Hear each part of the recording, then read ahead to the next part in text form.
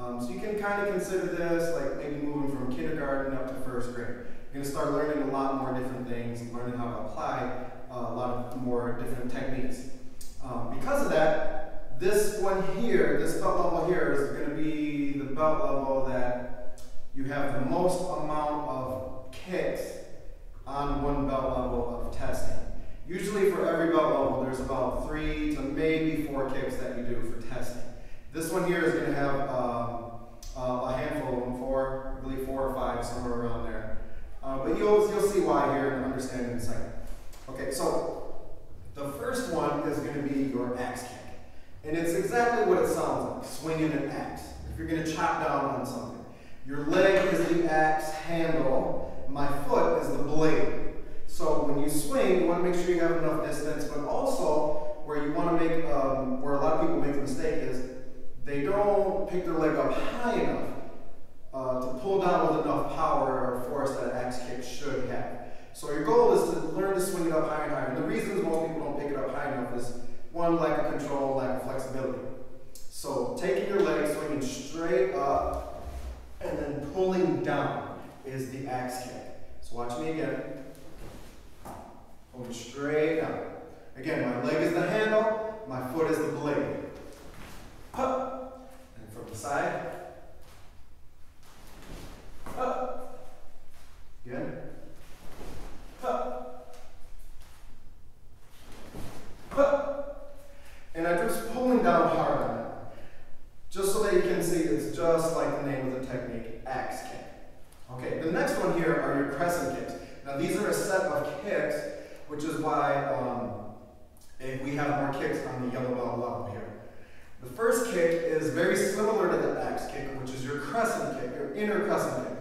And these are all head level kicks, so keep that in mind too. When you are going to use it for practicing, or you're going to hit a paddle, or even just practicing in the air, you want your foot at least around your face level.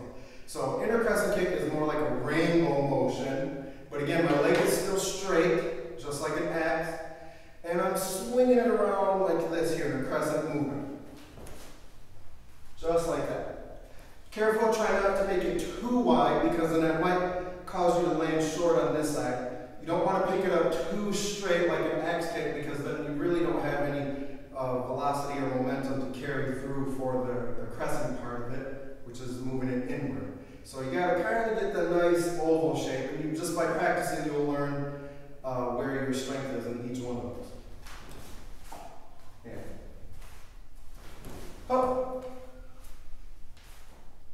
Now the next one is the reverse of that, which is the outer crescent kick. First one we did was the inner crescent kick, going in towards the body. Next one is the outer. So I start inward, and then I'm going to swing my leg to the outside of the body. This one, if I were to hit a target or a paddle, I'd be hitting probably around pinky side of my foot, pinky toe area of the side of my foot. So I swing it in, and then pull it out. Hop. Hop. Now you can even see, right before I go to kick, I kind of am positioning my body and kind of winding up so that I can get a nice good swing on it. This is a little bit of an awkward movement if you're not used to this one, which most of the time in our daily lives we don't really do any kind of crescent movement with our legs especially. So learning to control the hip, the inner and outside of the thigh, the abductor and abductor muscle group, can be a little bit tricky on this technique. And again, keeping the leg straight is essential. If you bend it, now you turn it into some kind of a snapping, like a front kick. Okay, now the last kick here for this series on the yellow belt is your fast kick, your skipping roundhouse kick. This is a very, very important kick. Later on in the series, at higher belt level, we're going to use this in a different fashion. And at that point, I'll be able to explain more of the essential parts and necessary movement, or I should say effortless kind of movement on this technique here. But to show you what it is here, you're going to take your back leg and move it first, one, then I'm going to jump off of this leg here and pick my knee up and snap up for the roundhouse kick. Watch again, 1, 2. Now you put that together in kind of a faster movement. movement so it looks like you're skipping like this. You might know that like galloping, but in technical we call it skipping, shuffling. I do that same movement, but I add the kick. Up, and that's a roundhouse kick. Up, or at least a version of roundhouse kick. Up, from the side. Up, up, up. Now you'll notice when I did that, and it's not just for the sake of teaching the technique, I'm not trying to jump really far. I'm not trying to skip and jump really high.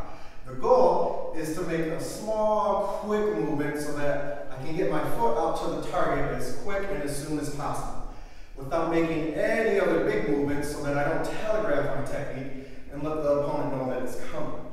That takes practice in order to get used to doing that over and over and over, so that kick becomes effortless. So those are the yellow belt techniques.